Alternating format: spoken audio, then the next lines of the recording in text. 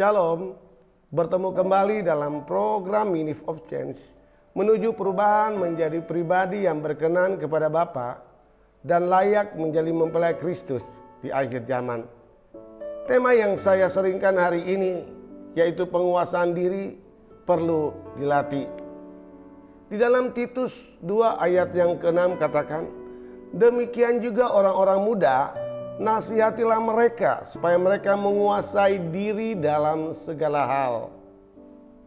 Sebagian orang Kristen merasa bangga dan menganggap diri mereka kuat secara rohani jika mereka telah melayani pekerjaan Tuhan atau terlibat aktif di dalam kegiatan-kegiatan kerohanian, baik di gereja, di lingkungan, baik di sekolah, bahkan di kantor di mana mereka bekerja.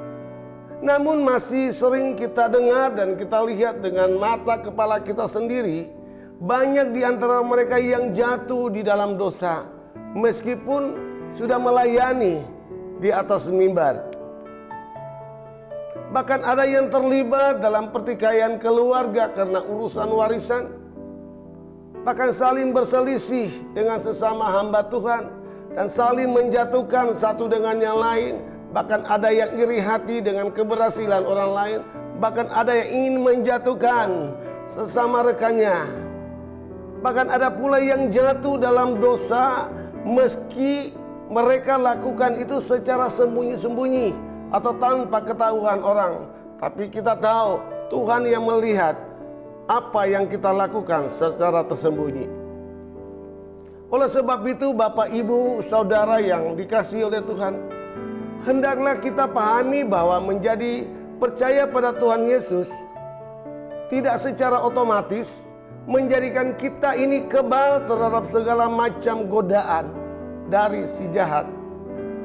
Sebab iblis dia berjalan keliling sama seperti singa yang mengaum-ngaum dan mencari orang yang dapat ditelannya. Oleh karena itu, kita harus senantiasa berjaga-jaga dan berdoa supaya kita jangan jatuh di dalam setiap pencobaan, ajakan atau bujuan rekan-rekan kita, bahkan teman-teman kita yang membuat kita jauh atau jatuh di dalam dosa. Keberadaan kita sebagai jemaat awam, terlebih-lebih bagi kita yang sudah masuk di dalam dunia pelayanan, mengharuskan kita memiliki kehidupan yang berbeda dengan orang-orang yang ada di luar Tuhan. Siapapun yang mempercayakan hidup kepada Tuhan Yesus wajib hidup sama seperti Kristus telah hidup. Di dalam 1 Yohanes pasal 2 ayat yang ke-6 katakan demikian.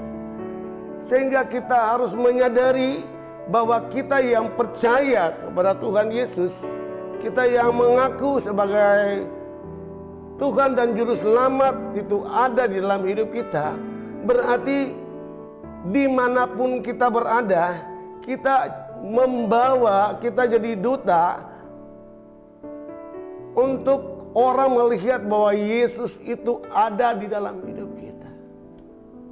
Artinya kita bisa menjadi contoh, menjadi teladan, sehingga orang melihat bahwa di dalam hidup kita sebagai orang percaya bahwa ada karakter ilahi, yaitu Yesus Kristus, ada di dalam kehidupan kita sebagai orang percaya.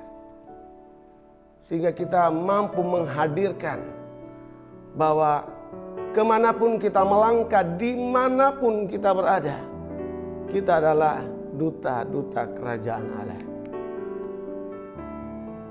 Oleh sebab itu firman Tuhan mengingatkan kita supaya jadikanlah dirimu menjadi teladan dan tetap berbuat baik, berbuat kebenaran. Dan biarlah kita tetap jujur dan bersungguh-sungguh di dalam setiap pengajaran yang telah kita terima. Setiap kebenaran yang telah kita baca, yang telah kita renungkan, bahkan yang telah kita mungkin udah ngelotok di dalam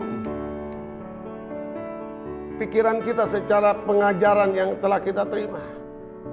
Oleh sebab itu Bapak Ibu yang dikasihi oleh Tuhan, Firman Tuhan katakan, awasilah setiap ajaranmu, sehingga dimanapun kita berada kita tetap mengajarkan kebaikan, kasih Tuhan. Dan dimanapun kita berada, kita terus introspeksi diri kita, setiap ajaran yang kita anut, sehingga orang melihat bahwa wow, benar-benar dia ini adalah hamba Tuhan.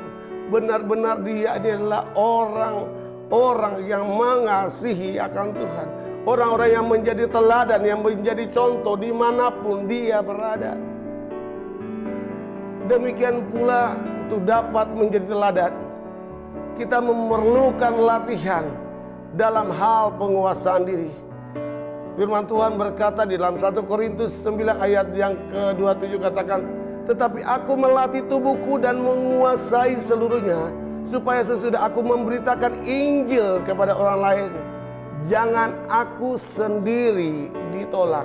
Artinya kita melatih roh kita, melatih kehidupan kita, supaya kita tetap menjadi teladan, baik dalam sikap, tindakan, perbuatan, bahkan pola pikir, cara pandang kita, mindset kita, bahwa kita adalah orang-orang yang dipilih oleh Tuhan.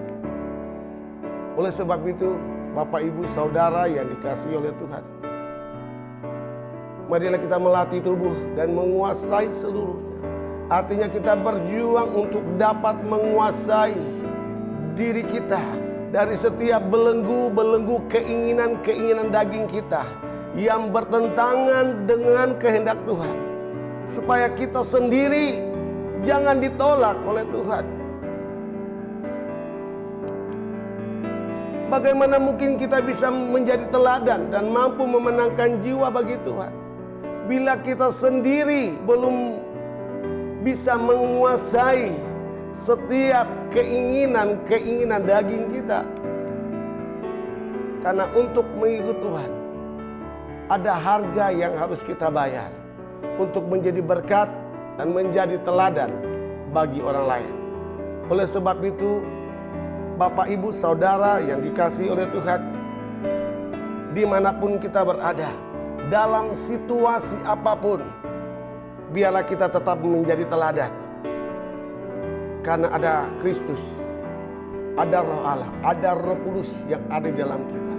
Sehingga dimanapun kita berada, kita menghadirkan kuasa Tuhan. Karena kita adalah orang-orang yang menang di dalam Tuhan. Tuhan Yesus memberkati.